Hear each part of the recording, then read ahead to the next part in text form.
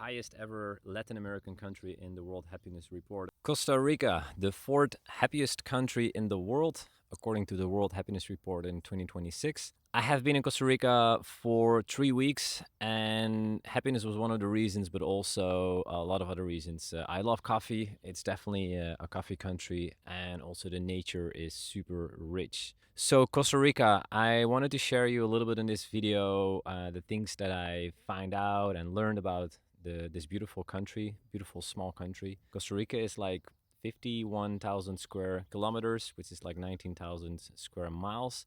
That is a bit larger than the Netherlands, Belgium, Denmark, a little smaller than Panama. So it's very, very small. And an interesting fun fact that I got to know when you get on the airport is that although it is less than 0.03% of the Earth's surface, 5 to 6% of biodiversity, and that is incredible if you think about it.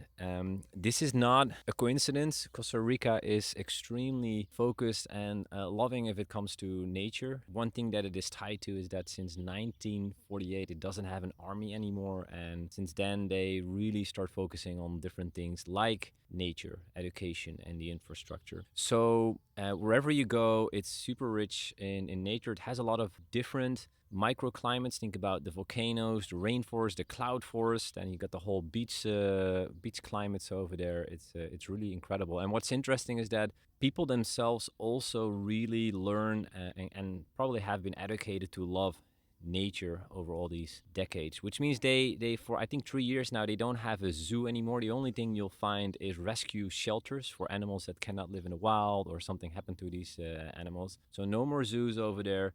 And people are really connected to nature. Nature is really part of their identity. So they take good care of it. For example, like it's really like if you hold shells on the beach in your hand, people will already come up to you and tell you like, please don't bring those to the airport. And a lot of shells are still tourists that try to bring them home. It's not allowed. And it's interesting. I learned about this AI thing they find out to figure out where these shells exactly came from in Costa Rica, because for them it's very important that the shells are brought back to the beaches, to the ocean where they belong, to make sure that those stay within balance. And don't go out of balance because people take them away or get mixed up from shells from, let's say, the Atlantic Oceans towards the Pacific Oceans and vice versa. So it's also indeed a country that is kept into two oceans, as I just mentioned. And what you hear a lot is pura vida, pure life, to be translated like that. So pura vida is used for any way to say hello, pura vida to say goodbye, pura vida to say I'm doing well, pura vida, or even just saying like, yeah, check, I got that, like pura vida. You hear it all the time. It's literally replacing a lot of verbs, so to say. I did a little bit of digging, and apparently it's from this movie from the 50s, the Mexican movie, which had the same name, Pura Vida, and it really got picked up in the 60s and the 70s, and now is really part of their identity, and you see it everywhere. Another thing of Costa Rica is, of course, the coffee, and I love coffee. I'm a little bit of a coffee snob, and what I did learn, I did go to a coffee farm, a finca, is that Costa Rica is very small, and therefore it doesn't really compete with high volume commercial coffee, but it really focuses on making the premium coffees, the very specialty coffees. And I didn't know that any coffee that is exported from these countries, they're already 1 year old when you buy them in the bag here in, for example, Europe or United States. So drinking coffee that basically just came off the land and was just roasted was incredible. In San Jose is the capital. They're some of the best coffee shops and cafeterias that I've been to. I normally like to do a little bit of coffee in my espressos and cortados and cappuccinos, but that was totally not necessary. The coffees are so full of flavor, so full of taste. I really enjoyed it big time. So if you're a coffee lover, Costa Rica is your place to be. Speaking of San Jose is the capital. It's very in the center of Costa Rica. It's not really touristy necessarily. I mean, there's some stuff to see. There's a cathedral here and a church there and some old colonial buildings spread around. There's some big official government buildings. But it is also considered as a hub to go to places. You can do actually day trips. I did actually a day trip as well from San Jose to a volcano and the La Paz National Park, which is beautiful. But actually, you really have to be more to the beach sides of Costa Rica and to the nature. That is what the country is known for. What I did notice, though, in San Jose is the enormous diversity of the people, the expression of the people people, what they wear, how they look like. I've been to many other Latin American countries, and cities like Mexico City. You might see this as well, but I was very impressed how people are feel. It seems to feel really like dressing and wearing and look like how they want to look like. This is, I think, a good sign that people really feel free to express themselves in whatever way they like. I also talked to a few people in the cafeterias and on the street, and they really live the pura vida. They really feel authentic. They really feel a high sense of freedom, and they really sort of live life in the way they want to live it. So Pura Vida, looking at what it means for people, and I've asked this to many people there, and I looked it up as well. It's really about simplicity. It's about gratitude. It's about enjoying the moment, being with loved ones and friends. And it's interesting because, as I mentioned before, Costa Rica in the last 10 years has gone up from the 14th to the 4th place of happiest country. It's the highest ever Latin American country in the World Happiness Report. And if you look at the other countries up there, typically Scandinavian countries are there as well. Like Finland is number one for the last 9 times. Denmark, Sweden, they all have this thing of simplicity as well. That life is not about becoming rich and having more possessions or being wealthy and famous. And this was very much I could feel this wherever I had the conversation with the people out there. It's really much more about enjoying life with loved ones and just really enjoying the simple things in life. So to me, it made a lot of sense why Costa Rica is all up there. Another thing that was fascinating, and I already noticed this in the first days in San Jose, but if you travel around, the amount of schools, elementary schools, is incredible. Like if you go drive around, we rented a car and we drove around. Like every at least mile, you'll see signs like drive slowly because there's a school coming up. So again, I've traveled to many other Latin American countries. There are schools there as well, but here it's just so much in your face, and it shows that the country really invested that money after 1948 when they abolished the army into the social cohesion of the country, into education and into nature. It's very, very visible. So in terms of the economy, it also shows that, especially for the region, Costa Rica is doing very well. It's about $20,000 per capita, which is again is one of the highest in the region. If you compare it to other countries like El Salvador, Nicaragua, Guatemala, it's much higher. It's also for tourists, and if you travel there, you'll notice that it's not cheap. It's not a typically cheap country. It's a lot of times on par with other countries where you might come from. So that is it. That should not be the reason, I guess, if you want to go for a cheap holiday to go to Costa Rica.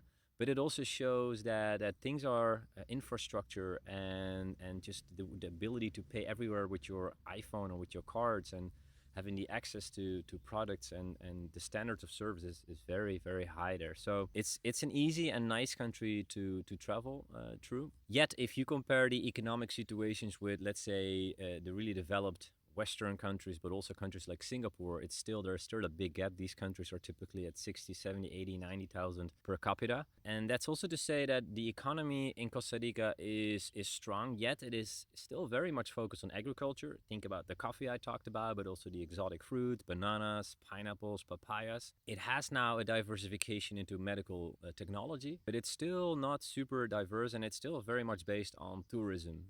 Tourism, to the extent that during COVID, you saw that actually even in the happiness reports, they went down because, of course, tourism didn't come anymore, and that really had a big hit on Costa Rica. It's still a big part depending on tourism, and that's probably one challenge, to really diversify their industries, basically. I think it has the ingredients. I traveled to Nicoya. Nicoya is a huge region, blue zone in Costa Rica. It's one of the original blue zones by the Blue Zone reports. Incredible area on the Pacific coast. It's a peninsula area. Reminded me a lot of Hawaii in terms of how it looked like and the lifestyle. So there's a lot of beautiful places there. And the reason I link it to economy, because it had really this digital nomad kind of vibe there. I went to Nosara, which is not super touristy, but it has a lot of people living there. Let's say people from the United States, people from Europe and from other places that decided to create a new home over there. It's beautiful. It's very connected to nature. Costa Rica, in a sense, have all the ingredients to diversify, to have more startup industry. yet it is still very much focused on agriculture, tourism, and now also a little bit on medical devices. Going back to the blue zone, it's interesting. Blue zones have become extremely popular, and they also really are proud of it. So you see a lot of blue zone signage, and people, getting old there. What it means to be a blue zone is that a substantial part of your society, and by today's standard, that should be 50%, are people that are far beyond 100 years old, centenarians, as they call them. And in Nicoya, they found that people that were born in 1905, 30% of that cohort, so to say, became centenarians, so far beyond 100 years old, even reaching up to 120 years old. This is a cohort from back in the days, and I did a little bit of studies, and it's already declining now. I don't want to debunk the whole blue zone Nicoya area, but it's important to notice that this cohort, 30%, was centenarians. Then if you look at the people born in 1930, it was already less to 10%. Of people that were getting above 100. So it's highly romanticized by now. It's also that you cannot go to a blue zone and then suddenly become 100. Other way around, if you're born in a blue zone and go elsewhere, you're not by itself becoming 100. The main reasons why people, and this is also across other blue zones, become older than 100 is this very strong sense of community, eating from the season, eating from the local food, having a high sense of activity, not like going to the gym or running or doing marathons or all that fancy stuff today, but really having a lot of movement in your daily activities. And also a sense of purpose, a sense of belonging. So plan de vida is really part of that Nicoya culture, is that people that even are much older, elderly people, still feel that they contribute to the community and that they have a sense to take part in it. So those are just a few factors that really played into that to that blue zone. So what else can I say about Costa Rica? Of course, it is an amazing country. I can see how it is the happiest country, or let's say the happiest Latin American country, Central American country. It does come with the challenge that, and I heard this a lot because I was asking the question. So what is other challenges here? Like, it can't be that Costa Rica is perfect, right? No country is perfect. And what I got back a lot is people starting about crime, being in an area where there is a lot of cartels, where there's a lot of drug mafia, drug wars going on. Costa Rica also has become a place for either people that want to get out of that world or people that sort of found a safe haven. And being a country without an army that is very loving and caring and connected to nature, getting these types of people in your country, that is a contradicting kind of situation. It does bring crime with it. Crime is therefore increasing. Yeah, I think it's a big concern how to not become the safe haven without having tools to, let's say, avoid that kind of crime and corruption taking over in your country. I have no answer for that.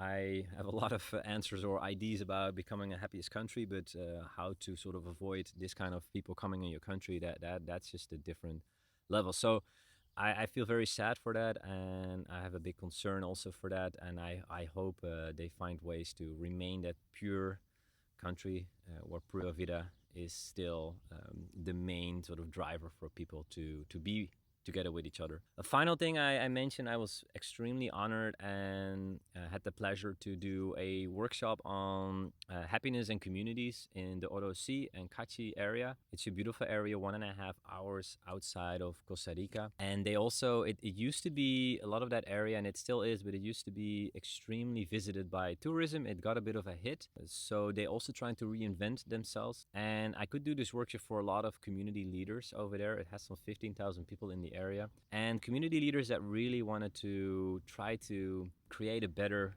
future for the community and really see what's necessary to create happier and stronger communities, and use the ingredients that are visible there. So just to say that the engagement, the kind of connection with the other people, and that collectivism, I guess that's what I want to get to, is very strong. People are not just there for their own journey. They're not individualistic. They are really looking for everybody to become happier and to thrive in their life, basically. Let me look, because I made a lot of notes just to make sure I covered most of it in this little video. And the reason I really wanted to share with you, because I was very intrigued by Costa Rica after this trend becoming the fourth happiest country, and I just wanted to share with you, how I experienced that. again, it could have been that I went there and it was completely romanticized, or it's just like any other, if I generalize Latin American country, or let's say San Jose, like any other city. But it's definitely something going on over there. The sense of liberty, of ability, and just really being appreciative of life is very, very high in Costa Rica. Yeah, I think I covered everything. If you have any other questions for Costa Rica, or things that you'd like to add to this story, or perhaps questions that I haven't answered, then please let them know in the comments. Like me for more. I'm definitely going to go back to Costa Rica, but I'm also going to go to other countries and explore what's going on over there in terms of happiness or unhappiness in those countries. Thank you so much for watching.